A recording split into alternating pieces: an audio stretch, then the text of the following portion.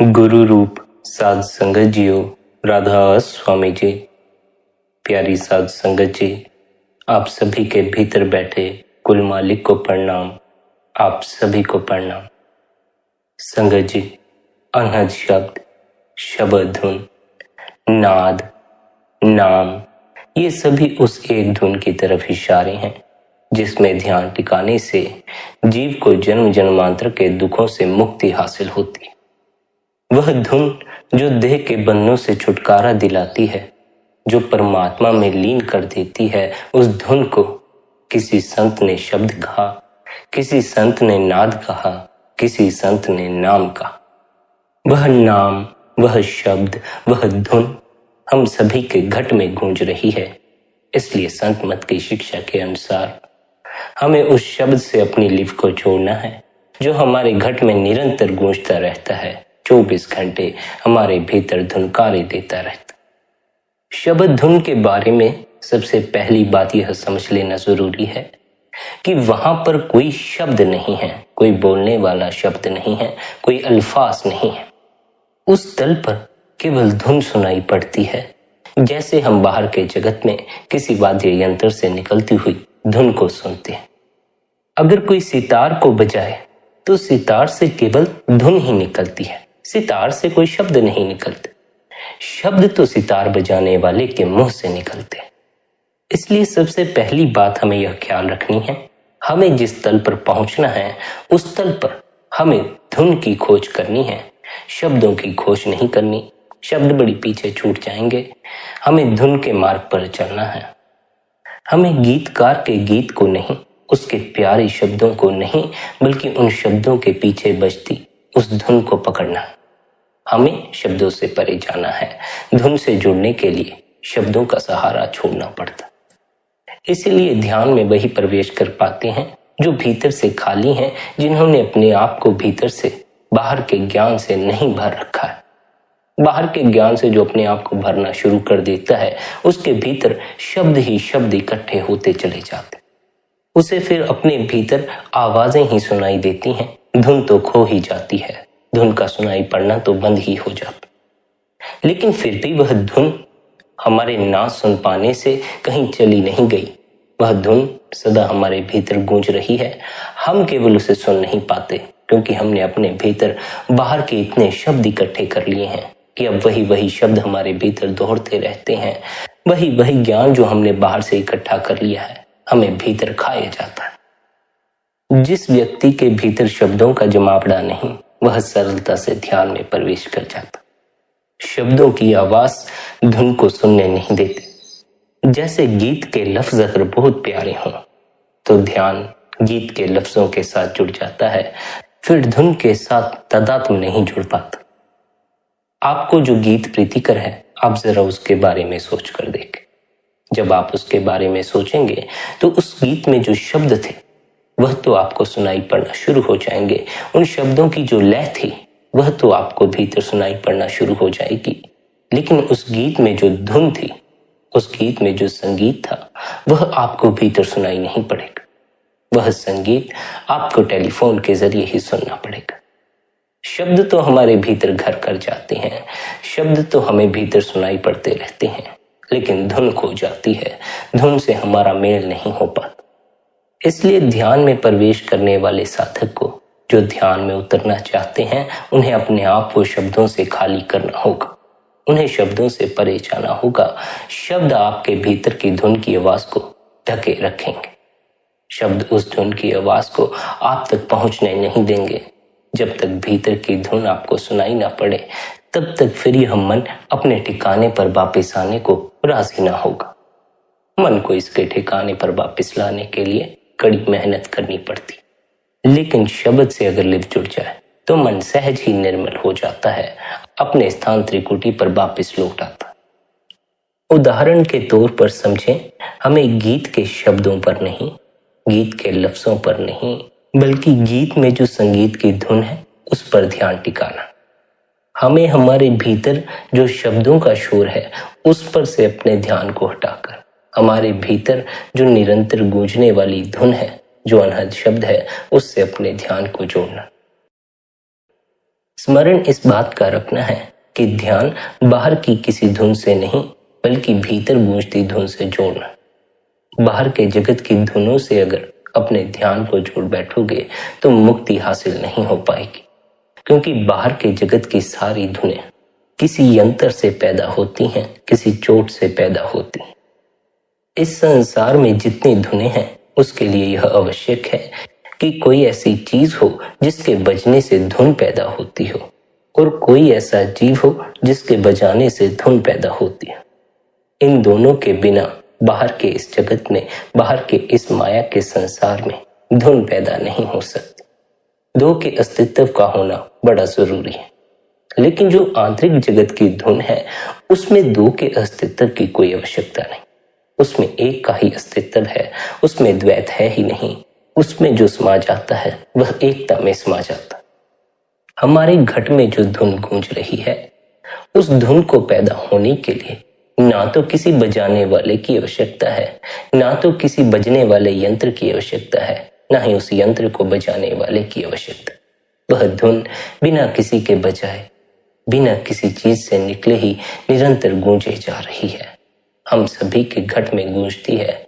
हम में से बहुत कम उसे सुन पाते हैं, क्योंकि उस धुन तक सिर्फ वही पहुंच पाते हैं जो शब्दों में ज्यादा खोए हुए नहीं है, जिनके भीतर शब्दों का जमावड़ा नहीं है। शब्दों का जमावड़ा धुन की आवाज को ढक लेता है। शब्दों का शोर ही इतना होता है कि उस धुन की आवाज हम तक नहीं पहुंच पाती। आप देख लें, अगर आपको कोई गाली देकर चला जाए तो गाली के वह शब्द आपके भीतर कैसे घर करके बैठ जाते हैं। इतना ज्यादा घर करके बैठ जाते हैं कि पल पल वह गाली सुनाई पड़ती। उस व्यक्ति को गाली दिए हफ्तों बीत जाते हैं, लेकिन वह गाली के शब्द निरंतर भीतर सुनाई पड़ते रहते हैं और बड़े ऊंचे सुनाई पड़ते। शब्द जितने इकट्ठे कर लोगे उतना ही भीतर शोर इकट्ठा कर लोगे। बात बीते महीनों हो जाएंगे, लेकिन बात भीतर महीनों तक अपने साथ लेकर बैठे रहोगे। शब्दों से जुड़ा व्यक्ति धुन से नहीं जुड़ पाता, क्योंकि शब्दों के शोर में उसे मीठा संगीत सुनाई ही नहीं पड़ता। कोई अगर गाली दे जाए तो भीतर प्रभु का सिमरन कहाँ सुनाई पड़ता है, गाली ही सुनाई पड़ती है। शब्दों से जुड़ा व्यक्ति शब्दों में खोया रहता है और शब्दों से जुड़ा व्यक्ति ध्यान में प्रवेश नहीं कर पाता। अंतस की यात्रा में कोई शब्द मत खोजना, अंतस की यात्रा तो धुन की खोज। इसीलिए किसी भी सत्संगी को यह नहीं कहा जाता है कि जिंदगी भर सिमरन ही करते रहना। सभी को यही समझाया जाता है कि सिमरन से ऊपर उठना, क्योंकि सिमरन भी शब्दों द्वारा किया जाता है। हमें हर एक शब्द से परे चले जाना, किसी शब्द के सहारे से नहीं जुड़ना है, उस धुन से जुड़ना। इसलिए सिमरन पर भी नहीं अटकना है, हमें आगे से आगे उन्नति करनी है। सिमरन तो केवल इसीलिए है ताकि हम धुन से जुड़ जाएं। हमें सिमरन की सीढ़ी से शब्द के आकाश पर चढ़ना, इसलिए शब्दों से पार जाने की तैयारी रखना। शब्दों में भी बड़ा रस होता है, शब्दों के रस में ही मत अटक जाना। यूं ही नहीं सिमरन करने के बाद शब्द को सुनने पर जोर दिया जाता। असल में सिमरन की सहायता से हम उस शब्द की आवाज को सुन सकते हैं, क्योंकि सिमरन की सहायता से हमारे भीतर जो अन्य शब्दों का शोर होता है वह शांत हो जाता है और उस शांति में ही भीतर का संगीत सुनाई पड़ता है। भीतर गूंजती वह शब्द धुन सुनाई पड़ती है। उस शब्द धुन से हमें अपने ध्यान को क्यों जोड़ना है यह समझ लेना भी बड़ा जरूरी है। बहुत से जीव ऐसे होते हैं जो मोबाइल फोन पर मेडिटेशन म्यूजिक लगाकर ध्यान करते हैं, धुन से ध्यान को जोड़ते। उनकी यह समझ तो ठीक है कि धुन से ध्यान को जोड़ना है, लेकिन उन्हें यह खबर नहीं होती कि किस धुन से ध्यान को जोड़ना। जिस धुन से ध्यान को जोड़ना है उसका उपदेश हमें संसद गुरु देते हैं। संसद गुरु हमें क्या समझाते हैं? हमें केवल उस धुन से ध्यान को जोड़ना है जो हमारे घट में, हमारी इस देह के भीतर गूंज रही है। हम जो मेडिटेशन म्यूजिक लगाकर मेडिटेशन करते हैं, ध्यान करते हैं, या फिर हम मोबाइल फोन पर ओम की धुन लगाकर ध्यान करते हैं, इनमें से किसी धुन का ध्यान हमें मुक्त नहीं कर सकता। क्यों? क्योंकि इन सभी धुनों को पैदा करने वाला भी है और इन सभी धुनों के पैदा होने का मार्ग भी है। वाद्य यंत्र भी है और उस वाद्य यंत्र को बजाने वाला भी है। वाद्य यंत्र ना होते, इन वाद्य यंत्रों को बजाने वाले ना होते, तो बाहर के इस जगत में किसी धुन का कोई अस्तित्व ही नहीं होता। पत्थर ना होता, पानी ना होता, तो पानी के पत्थर पर गिरने से झरझर की आवाज ना पैदा होती। पानी भी है, पत्थर भी है, इसलिए झरने पर जब उनका मेल होता है तो धुन भी पैदा होती है। पर अगर पानी ना हो, पत्थर ना हो, तो वह धुन भी खो जाएगी। वाद्य यंत्र ना हो, उसे बजाने वाला ना हो, तो बाहर की धुनें भी खो जाएंगी। जो चीजें खो जाती हैं उन्हें ही नश्वर जगत का हिस्सा कहा जाता, और जो नश्वर जगत की चीजों का ध्यान करते हैं वे नश्वर जगत से ही जुड़े रहते हैं। जो किसी ऐसी चीज से ध्यान जोड़ते हैं जो मिट जाती है, मिट सकती है या मिटने की संभावना है, उनका जीवन भी वैसा ही रूपांतरित होता चला जाता है। उनका जीवन भी फिर मिटने वाला हो जाता। वे अनंत जीवन का स्वाद न चखकर उसी जीवन का स्वाद चख पाते हैं जो कुछ सालों बाद मिट जाता। नश्वर जगत की किसी भी चीज का ध्यान करोगे तो वह ध्यान इस नश्वर जगत से ही जोड़े रखेगा, और इस नश्वर जगत में सभी कुछ मिट जाता। जो मिट जाता हो उसकी खोज सत्य की खोज नहीं, क्योंकि सत्य कभी मिटता नहीं। हाँ, यह हो सकता है कि झूठ के पर्दे कुछ दिन सत्य को ढांक ले, लेकिन देर सवेर सत्य प्रकट हो ही जाता। सत्य की यात्रा तो उस अथाह जीवन से जुड़ने की यात्रा है जिसका कभी कोई अंत ही नहीं होता।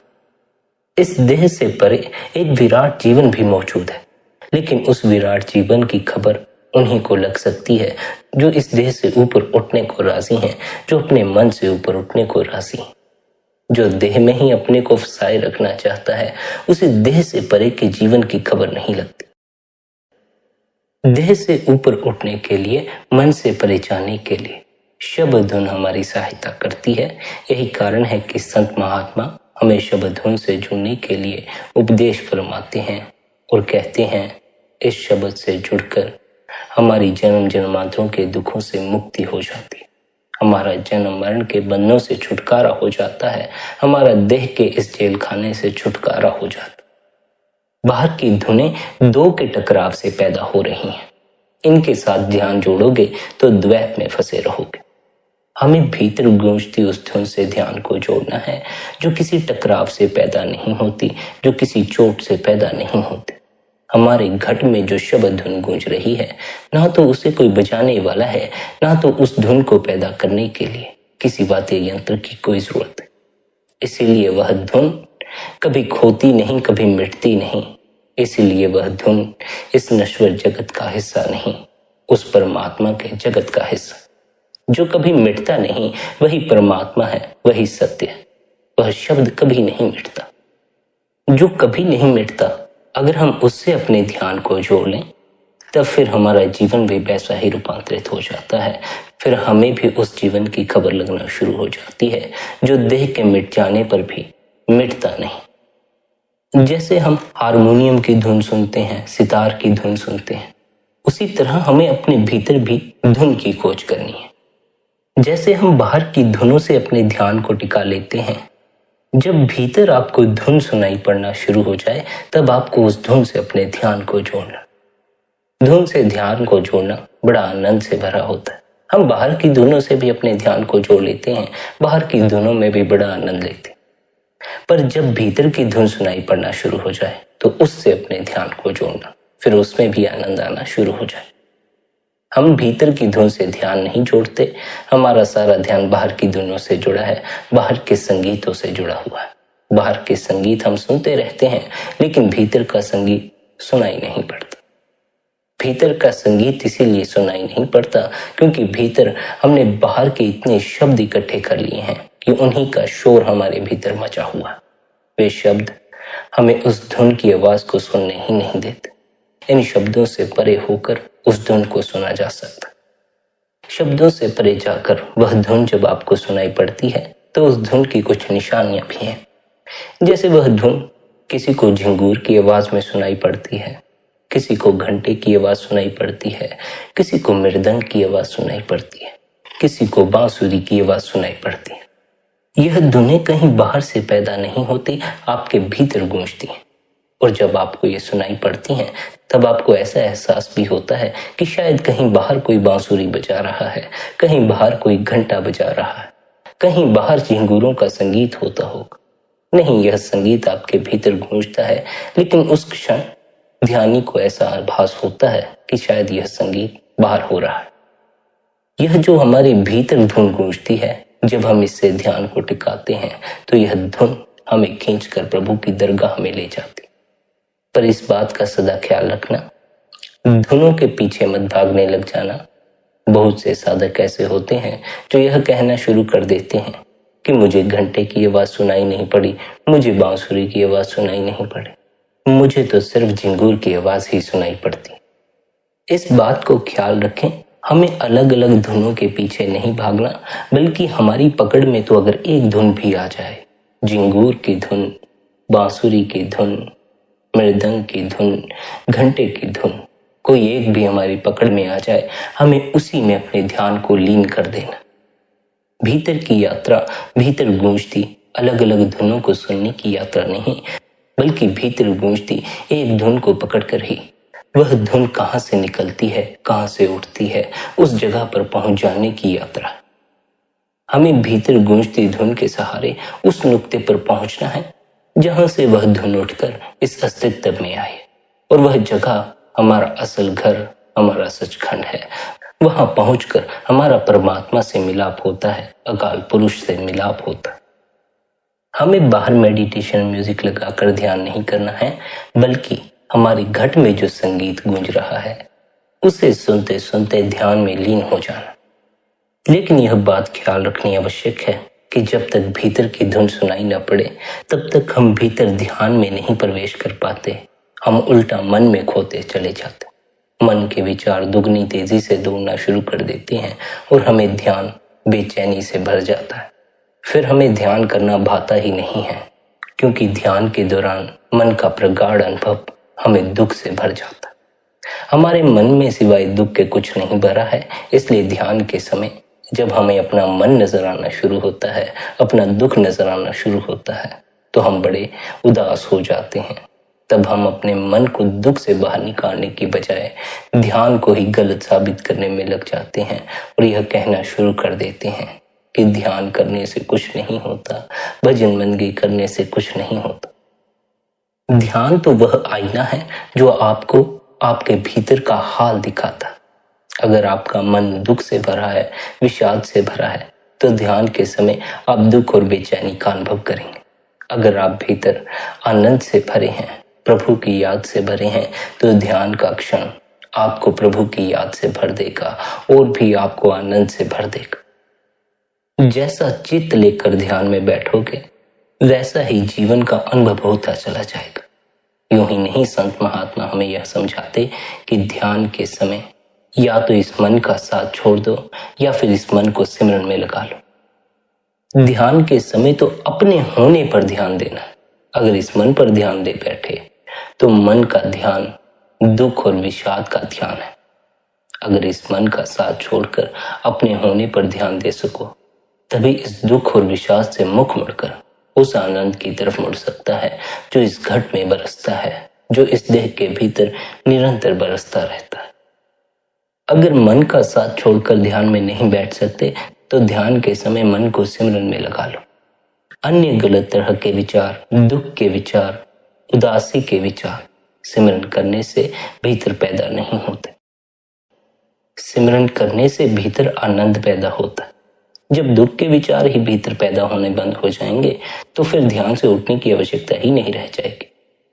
हमारे दुख से भरे विचार, पीड़ा से भरे विचार ही हमें मजबूर कर देते हैं कि हम ध्यान से उठ जाएं। इसलिए ध्यान के समय अगर हम सिमरन करते हो तो उससे हमें बड़ा लाभ होता है। दुख और विषाद के विचारों की तरफ हमारा ख्याल नहीं जाता और हम बड़े लंबे समय तक ध्यान में बैठ पाते। जितना चित्त आनंद में होगा, उतना ही ध्यान में लंबे समय तक बैठ सकोगे। इसलिए संत महात्मा हमें यह भी कहते हैं कि ध्यान में बैठने से पहले कोई आध्यात्मिक पुस्तक पढ़ लेना बड़ा ही सहयोगी रहता है। क्यों? क्योंकि आध्यात्मिक पुस्तक पढ़ लेने से हमारा मन अन्य तरह के कूढ़ विचारों की तरफ दौड़ता था, हमें बेचैन करता था, निराश करता था। वह मन संतों के शब्दों को पढ़कर कुछ क्षणों के लिए संतों की तरफ हो जाता है और उसी बेला का लाभ उठाकर हम इस मन को और भी ज्यादा प्रभु की याद में लगा सकते हैं, सिमरन कर सकते हैं, बंदगी कर सकते हैं। मन तो एक ऐसा घोड़ा है, इसे जिस तरफ दौड़ाओगे उसी तरफ दौड़ना शुरू कर देगा। पर यह ख्याल रखना, अगर आपके हाथ में इसकी लगाम ना हुई, अगर आपकी कहीं दिशा की तरफ यह ना दौड़ता होगा, तो यह आपको अपनी दिशाओं की तरफ दौड़ाना शुरू कर देगा और मन जिन दिशाओं में भटकाना शुरू कर देता है वहां सिवाय दुख और बेचैनी के कुछ अनुभव नहीं होता। हम में से बहुतों के हाथों में अपने मन की लगाम नहीं है। मन अनेक दिशाओं में भटकाता ले जाता है। मन सदा हमें नश्वर जगत की चीजों की तरफ दौड़ाता है, जिस कारण हम जीवन भर नश्वर चीजों का ही ध्यान करते रह जाते। यह बात स्मरण रखना, संतों का यह उपदेश स्मरण रखना, जिसका ध्यान करोगे वैसे ही होते चले जाओगे। नश्वर चीजों का ध्यान करोगे तो नश्वर जीवन की ही खबर लगेगी। उस अविनाशी परमात्मा का ध्यान करोगे, उस अमर, उस अजर परमात्मा का ध्यान करोगे, तो ही अमर जीवन की उपलब्धि हो सकती है। इस नश्वर जगत की चीजों का ध्यान करने से उसी जीवन की खबर लग सकती है जो आज है और कल नहीं रह जाएगा। उस अजर अमर परमात्मा का ध्यान हम कैसे करें, इसकी हमें समझ नहीं आती, क्योंकि ना तो वह दिखाई पड़ता है, ना उससे कभी मिलन होता। उसका ध्यान हमें कैसे करना है, उससे ध्यान हमें कैसे जोड़ना है, इसके बारे में संत हमें क्या समझाते हैं कि भीतर गूंजते शब्द से जुड़ो, भीतर जो प्रकाश है उससे अपने ध्यान को जोड़ो। वह परमात्मा तो नजर नहीं आता, वह परमात्मा तो पकड़ में नहीं आता, लेकिन उसका शब्द पकड़ में आ जाता है, उसका प्रकाश पकड़ में आ जाता है। जिसकी शब्द पकड़ में आ गया, जिसकी प्रकाश पकड़ में आ गया, वह उसके सहारे उस परमात्मा तक पहुंच सकता।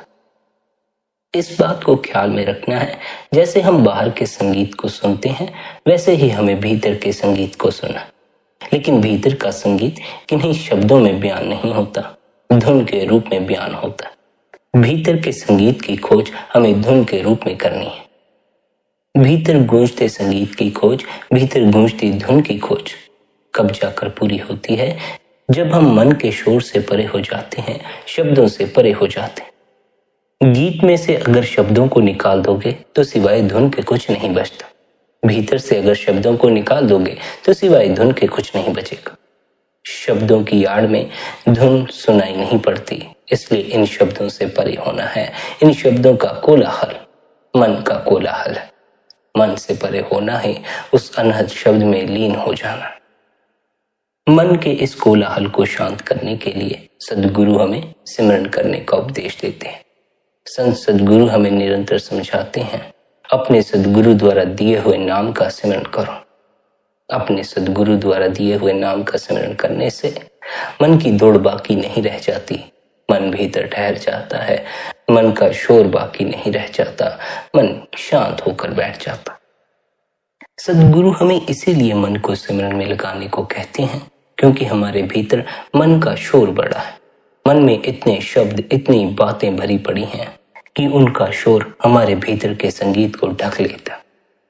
अगर हम इस मन को गुरु की याद में न लगाएं, गुरु के दिए शब्दों में न लगाएं, तो यह संसार के दिए शब्दों में उलझा रहता है, लोगों के दिए शब्दों में उलझा रहता है, या यूं कहो संसारिक बातों में उलझा रहता है, अन्य बातों में उलझा रहता है। जिन बातों पर ध्यान दोगे उन्हीं बातों की तरफ जीवन रूपांतरित होता चला जाएगा। जिन शब्दों की तरफ ध्यान दोगे उन्हीं की तरह जीवन रूपांतरित होता चला जाएगा। अगर किसी ने गाली दी हो, उसकी बात पर ही निरंतर ध्यान देते रहोगे तो धीरे धीरे पाओगे कि आपका अपना जीवन विषाद से भर गया, दुख से भर गया। उस बात पर बार बार ध्यान देने से हम अपने आप को ही दुखी करते हैं, और जब यह दुख भीतर इकट्ठा हो जाता है, हम दूसरे को अपने इस दुख के लिए कसूरवार समझते हैं, उस गाली देने वाले को इसके लिए कसूरवार समझते हैं, फिर उसे चोट पहुंचाना शुरू कर देते।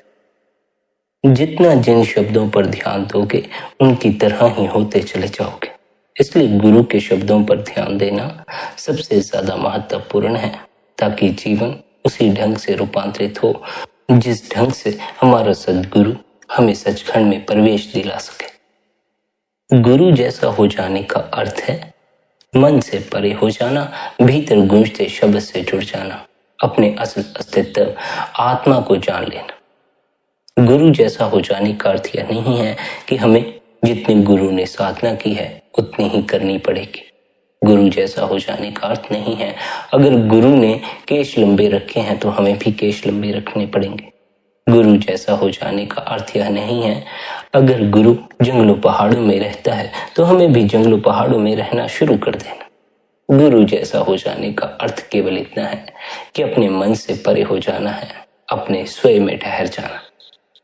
जो जीव अपने स्वयं में ठहर जाता है वही गुरु हो जाता, क्योंकि स्वयं का ज्ञान सबसे उत्तम और सबसे ऊंचा ज्ञान है। सभी जीवों को स्वयं का ज्ञान नहीं होता। बहुत से जीवों को तो ऐसा आभास भी नहीं होता कि हमें अपने स्वयं की खोज करनी। उन्हें तो जीवन भर मन की उलझने ही अपनी उलझने लगती। उन्हें मन से परे कुछ नजर नहीं आता। ना तो उनके जीवन में आत्मा की खोज होती है, ना सत्य की खोज होती है, ना शब्द की खोज होती। जिसने स्वयं को जान लिया उसने सभी कुछ जान लिया, क्योंकि हमारा इस संसार में आने का असल मकसद अपने स्वयं का अनुभव करना है, अपने स्वयं को जानना, ना कि इस संसार में आकर पदार्थों की खोज करना है, ना ही बाहर के जगत में आनंद की खोज करना। हमें बार बार सत्संगों द्वारा समझाया जाता है हमारी असल खोज उस परमात्मा की खोज है। परमात्मा की खोज यानी स्वयं की खोज। Self realization before God realization. उस परमात्मा को जानने से पहले अपने आप को जान लेना, अपने असल को जान लेना।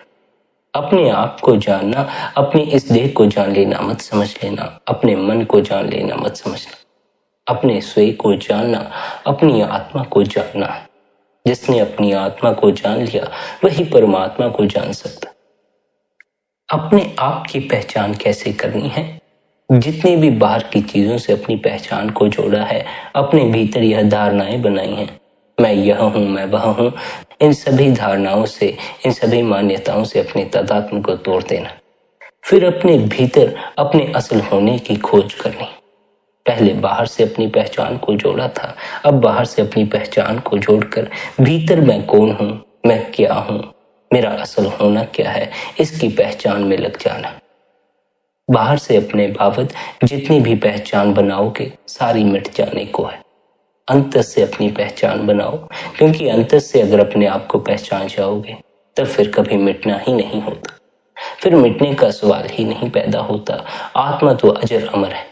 आत्मा उस परमात्मा की अंश है। जैसे परमात्मा कभी नहीं मिटता वैसे आत्मा कभी नहीं मिटती। अपनी आत्मा की खोज ही स्वयं की खोज है, परमात्मा की खोज है। अपने स्वयं को पहचानना ही हमारा असल मकसद है। इसीलिए हमें बार बार मनुष्य जन्म दिया जाता। जब तक कोई अपने असल की पहचान नहीं कर लेता, यह नहीं जान लेता मैं आत्मा हूं, तब तक उसे बार बार जन्म मरण के चक्कर में फंसे रहना पड़ता। आत्मा की पहचान के लिए ही सदगुरु हमसे कहते हैं शब्द के साथ अपनी लिप जोड़ दो, प्रकाश के साथ अपनी लिप जोड़ दो। क्यों?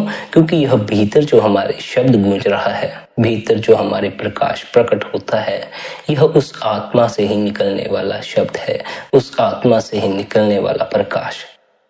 जब हम इस आत्मा से निकलने वाले शब्द से अपनी लिप जोड़ेंगे तो हम उस शब्द के सहारे उस आत्मा तक पहुंच जाएंगे जहां से शब्द का प्रकाश पैदा होता है, शब्द की धुन निकलती है। शब्द के सहारे आत्मा तक पहुंचा जाता है, आत्मा से परमात्मा तक पहुंचा जाता है। और शब्द तक पहुंचने के लिए संत सदगुरु हमें अलग अलग साधन समझाते। कोई सदगुरु हमें 5 नाम का भेद समझाते हैं, कोई सदगुरु हमें श्वास की क्रिया समझाते हैं, कोई सदगुरु हमें अन्य कोई क्रिया समझा देते हैं जिसके द्वारा कि हम इस मन के कोलाहल से परे होकर किसी घड़ी के लिए उस शब्द के स्वाद को चख सकें, भीतर के आनंद को चख सकें, ताकि हमारी अंतस की यात्रा शुरू हो सके। जरा सा स्वाद और अंतस की यात्रा शुरू हो जाती। शब्द को सुनना है तो मन का साथ छोड़ना होगा। मन का साथ छोड़ने का अर्थ है यह जो फालतू के विचार भीतर घूमते रहते हैं, भीतर जो हमें इतना शब्दों का शोर सुनाई पड़ता, इनसे परे होना होगा। इनमें ही नहीं उलझे रहना होगा और यह शोर आपको तभी तक सुनाई पड़ेगा जब तक आप इस पर ध्यान देते रहेंगे। मन आपके भीतर तब तक ही कायम रहेगा जब तक आप इस पर ध्यान देते रहेंगे। जिस घड़ी आपने मन पर ध्यान देना बंद किया, मन विलीन होना शुरू हो जाए। लेकिन हम मन पर ध्यान देना बंद नहीं कर पाते क्योंकि जन्मों जन्मों से हमने अपने को मन समझा हुआ है। अगर हम अब एक ही क्षण में मन पर ध्यान देना बंद कर दें तो हमें बड़ा ही अजीब सा अनुभव होना शुरू हो जाता है। हमें अपने मिटने का अनुभव होना शुरू हो जाता है। मन की मृत्यु हमारी मृत्यु नहीं है, लेकिन मन की मृत्यु हमें अपनी मृत्यु मालूम पड़ती है। इसलिए संतों महात्माओं के उपदेश से बहुत से लोगों के मनों को ठेस पहुंची, जिस कारण वे अपने मन की मृत्यु से राजी न हो सके और उन्होंने संत महात्माओं को ही मृत्यु की घाट उतार दी। लोग अपने मन की मृत्यु बर्दाश्त नहीं कर पाते। लोगों को तो बड़ी पीड़ा होती है कि कोई उनके मन को चोट पहुंचाए, लेकिन मन की मृत्यु हमारी मृत्यु नहीं है। मन की मृत्यु ही हमारे लिए अनंत जीवन के द्वार खोलती। मन की मृत्यु हमारे लिए उस परमात्मा से मिलन का द्वार खोलती। पर हम इस मन के मरने से राजी नहीं। हम इस मन को बचाए रखना चाहते हैं। अपनी इच्छाओं, अपनी वासनाओं, अपने ज्ञान को बचाए रखना चाहते हैं।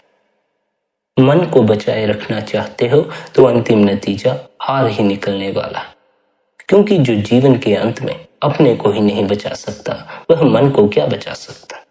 इसीलिए मृत्यु अंत में सभी के अहंकार तोड़ देती है, सभी के भ्रम तोड़ देती है। फिर जीव रोता और चिल्लाता है कि आखिर क्यों उसने जीते जी अपने असल मकसद को पूरा न किया, अपने स्वयं की खोज न की। इस बात को सदा स्मरण रखना, मनुष्य जनों का असल उद्देश्य अपने स्वयं की खोज करना है, अपने असल की पहचान करना, यानी यह जान लेना है मैं आत्मा हूं, मैं शरीर नहीं हूं, मैं मन नहीं हूं। अपने आप को शरीर समझना ही आपके सभी दुखों का कारण है। जो दुख आपके जीवन में आते हैं, जो कष्ट आपके जीवन में आते हैं, वे आपके शरीर से जुड़े हुए होते हैं, आपके शरीर से संबंधित होते हैं। अपने को शरीर समझोगे तो स्वाभाविक ही दुखों से संबंध जोड़ बैठोगे। इसलिए अपने को देह के मोह से ऊपर उठाओ। देह के मोह से ऊपर उठोगे तब कहीं जाकर देह के तल पर घटने वाली घटनाओं से ऊपर उठ सकोगे। देह के मोह से ऊपर उठने के लिए अपने घट में गूंजते अनहद शब्द से अपनी लिव को जोड़ दो। उस शब्द से अपनी लिव को जोड़ने के लिए निरंतर गुरु द्वारा दिया हुआ भजन स्मरण करो। बहुत से साधन हैं जो हमें भीतर के शब्द, भीतर के प्रकाश से जोड़ते। बस इस बात को स्मरण रखें, जिन्हें भीतर उतरने का कोई एक साधन मिल गया हो, वे जगह जगह ना भागें, वे अलग अलग साधनों के पीछे ना भागें, वे एक ही साधन पर ठहर जाएं। अपने आप को पूरी तरह उस युक्ति में लीन कर दें। अलग अलग युक्तियों की तरफ भागोगे तो एक ही युक्ति को पूरा ना कर सकोगे, एक ही युक्ति में पूरी तरह लीन ना हो सकोगे। हर एक युक्ति आपको भीतर का स्वाद चखा देती है, भीतर गूंजते उस शब्द तक पहुंचा देती है। लेकिन यह बात ख्याल में रखना, अगर युक्ति को जीवन भर उपयोग करते रहे, उस युक्ति को करने से होने क्या वाला है यह न समझा, तब फिर वह सारी युक्ति व्यर्थ चली जाएगी। बहुत से लोग जीवन भर युक्ति तो इस्तेमाल करते रहते हैं, भजन सिमरन तो करते रहते हैं, ध्यान तो करते रहते हैं, लेकिन उन्हें पता ही नहीं होता कि हमें इसके द्वारा पहुंचना कहाँ है, करना क्या है। उनके पास भीतर का ज्ञान नहीं होता, जिस कारण युक्तियां व्यर्थ हो जाती। इसीलिए सत्संग का महत्व होता है, ताकि हम सत्संग द्वारा यह समझ लें हम ध्यान द्वारा करने क्या जा रहे हैं, हम भजन बंदगी द्वारा पहुंचने किस नुक्ते पर वाले हैं, भजन बंदगी के दौरान हमें क्या करना है, क्या नहीं करना। सत्संग द्वारा हमें यह समझ आती है, हमें सिमरन की सहायता से शब्द धुन से जुड़ना है, भीतर के प्रकाश से जुड़ना। अगर सद्गुरु हमें यह न समझाते सिमरन द्वारा हमें शब्द से जुड़ना है या प्रकाश से जुड़ना है, तो शायद हम सिमरन में ही उलझे रह जाते। बहुत से जीव सिमरन में ही उलझे बैठे हैं क्योंकि भीतर के प्रति उनकी समझ अभी विकसित नहीं हुई। भीतर के प्रति समझना भी बड़ा जरूरी है, आंतरिक रहस्यों के बारे में समझना भी बड़ा जरूरी है। इतना तो समझना आवश्यक ही है कि हमें सिमरन की सहायता से पहुंचना कहाँ है, शब्द से जुड़ना क्यों। शब्द से इसलिए जुड़ना है क्योंकि शब्द धुन वह धुन है जो कभी मिटती नहीं, अमर अजर है।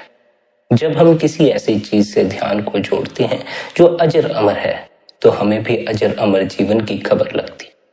जब हम किसी ऐसी धुन से अपने ध्यान को जोड़ते हैं या किसी ऐसी चीज से अपने ध्यान को जोड़ते हैं जो मिट सकती है, मिट जाने वाली हो, तो हम भी उसी जीवन में बंधे रह जाते हैं जो मिट जाता है। शब्द धुन से जुड़ जाने का असल मकसद उस जीवन से जुड़ जाना है जो कभी मिटता नहीं। सिमरन का उद्देश्य, सिमरन का मकसद हमें उस शब्द से जोड़ देना। सिमरन करने से शब्द पैदा नहीं होता, बल्कि शब्द तो हमारे भीतर निरंतर गूंज ही रहा है। सिमरन करने से हमारे मन का शोर शराबा शांत हो जाता है। हमारे मन में जो शब्दों का जमावड़ा इकट्ठा हो गया है, शब्दों का कोलाहल इकट्ठा हो गया है, यह कोलाहल शांत हो जाता। जैसे ही सिमरन की सहायता से भीतर का शोर शांत होता है, उस सन्नाटे में शब्द की धुनकार धुन सुनाई पड़ना शुरू हो जाती। फिर साधक को उस धुन से अपने ध्यान को जोड़ देना है, उसी धुन को सुनते रहना है। जैसे हम फोन पर मेडिटेशन म्यूजिक लगाकर ध्यान करते हैं, जब भीतर का शब्द सुनाई पड़ने लग जाएगा तो हमें बाहर के किसी म्यूजिक की आवश्यकता नहीं पड़ेगी।